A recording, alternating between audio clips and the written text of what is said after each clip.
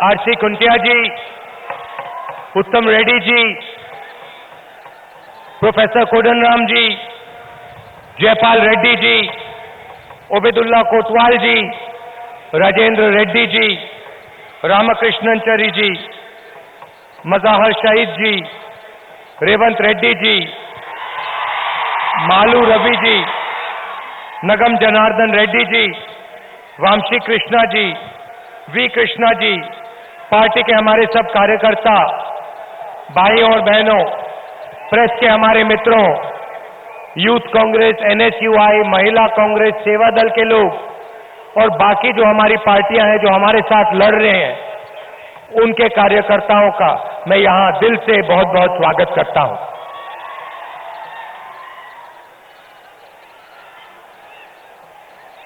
पांच साल पहले तेलंगाना की जनता ने एक सपना देखा था, एक नए तेलंगाना का सपना देखा था।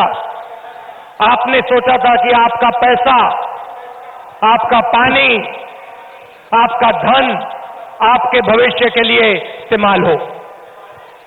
తెలంగాణ ప్రజలు 5 సంవత్సరాల క్రితం తమ భవిష్యత్తు ఉజ్వలంగా ఉంటుందని, రాష్ట్ర ఆదాయం పేద ప్రజలకే చెందుతుందని ఆశించారు. కానీ ఈరోజు ఈ రాష్ట్రంలో ఆ పరిస్థితులు లేవు. आपने नीलू, निधलू, निमकालू सपना देखा था। మీరు నీళ్లు, నిధులు, నియామకాలనే కలను కన్నారు. और आज आप अगर यहां इन झंडों को देखें तो तेजी से हवा चल रही है। ఈరోజు మీరు ఇక్కడ ఈ కాంగ్రెస్ పార్టీ జెండా ఈ మొత్తం ఒక ఊపును చూస్తున్నారు. ये जो हवा है, ये कांग्रेस पार्टी की, हमारे अलायंस पार्टनर्स की हवा है और ये केसीआर जी को तेलंगाना की चीफ मिनिस्टरशिप से हटाने वाली हवा है। ఈరోజు మీరు చూస్తున్న ఈ విప్లవం కాంగ్రెస్ పార్టీ ప్రజా కూటమి యొక్క ఈ ఊపు రేపు కేసీఆర్ ను గద్దె దించడానికి ఈ ఊపు ఉపయోగపడుతుంది. तेलंगाना ने केसीआर जी पे भरोसा किया था। उन्होंने सोचा था कि आपके चीफ मिनिस्टर तेलंगाना का सपना पूरा करने का काम करेंगे, मगर आज तेलंगाना के हर युवा को, हर किसान को मालूम है कि केसीआर जी ने तेलंगाना के सपने को धोखा दिया। ఈరోజు మన ప్రజలు కేసీఆర్ గారు ఏదైతే ప్రజలు కలలు కన్నారో అది పూర్తి చేస్తారు అనుకున్నారు. కానీ కేసీఆర్ గారు మన కలలను అన్నిటిని కూడా వమ్ము చేసి ప్రజల్ని మోసం చేసిండ్రు. जनता जानती है कि जो सपना देखा था वो पूरा नहीं हो पाया। మీరు ప్రజలు ఏవైతే కలలు కన్నారో ఆ కలలు నెరవేరలేదు. చంద్రశేఖరరావు గారు ఆ కలలను నెరవేర్చలేదు. जब सरकार बनी थी आप पर कर्ज नहीं था। ఎప్పుడైతే ప్రభుత్వం ఏర్పడ్డదో ఆ ప్రభుత్వంలో ఎలాంటి మేలు జరగలేదు. 17,000 करोड़ रुपए का सरप्लस था। 17,000 करोड़ रुपए का सरप्लस था। 17,000 కోట్ల రూపాయల మిగులు బడ్జెట్తో రాష్ట్రం ఉన్నది.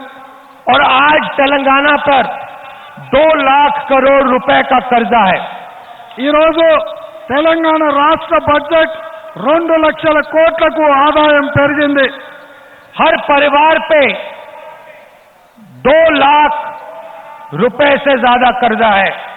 ప్రతి కుటుంబానికి 2 లక్షల రూపాయల పైన ఖర్చు పెట్టడానికి అవకాశం ఉంది. और तेलंगाना के हर नागरिक पर 60,000 रुपए का कर्जा है। ఈరోజు తెలంగాణలో ఉండే ప్రతి వ్యక్తి మీద 60,000 కోట్ల రూపాయల అప్పు ఉన్నది. तेलंगाना का हर व्यक्ति पर कर्ज है, मगर केसीआर जी के बेटे की आमदनी 400% बढ़ती है। ఈరోజు తెలంగాణలో ప్రతి వ్యక్తి నెత్తి మీద అప్పు ఉన్నది. కేసీఆర్ కొడుకు ఆదాయం మాత్రం 400% పెరిగింది. और जो कांग्रेस पार्टी ने आपको काम प्रोजेक्ट दिए थे, हर एक प्रोजेक्ट को केसीआर जी ने रीडिजाइन किया. కాంగ్రెస్ పార్టీ ఏవైతే ప్రాజెక్టులు ప్రారంభించిందో ఆ ప్రాజెక్టులను అన్నిటిని కూడా కేసీఆర్ గారు రీడిజైనింగ్ అని చెప్పి మళ్ళీ కొత్తగా మొదలుపెట్టిండ్రు. कांग्रेस पार्टी का प्रणेता प्रोजेक्ट 50,000 करोड़ का प्रोजेक्ट था. కాంగ్రెస్ పార్టీ మొదలుపెట్టిన ప్రాణహిత చేవేళ్ల ప్రాజెక్ట్ 50,000 కోట్ల రూపాయలతో మొదలుపెట్టింది. केसीआर जी ने नाम बदला, कलेश्वरम प्रोजेक्ट नया नाम दिया. కేసీఆర్ గారు పేరు మార్చిండ్రు. కాళేశ్వరం అనే ప్రాజెక్టు పేరు మార్చి ఈరోజు కొత్త ప్రాజెక్ట్ అని చెప్తున్నాడు. और प्रोजेक्ट का दाम 90,000 करोड़ रुपए कर दिया. ఇవాళ ప్రాజెక్టు విలువ 80,000 కోట్ల రూపాయలకు పెంచడం జరిగింది. सिर्फ नाम बदलने के लिए केसीआर जी ने 40,000 करोड़ रुपए आपसे ले लिए. కేవలం పేరు మార్చినందుకు కల్వకుంట్ల చంద్రశేఖరరావు గారు 40,000 కోట్ల రూపాయలు తీసుకున్నాడు.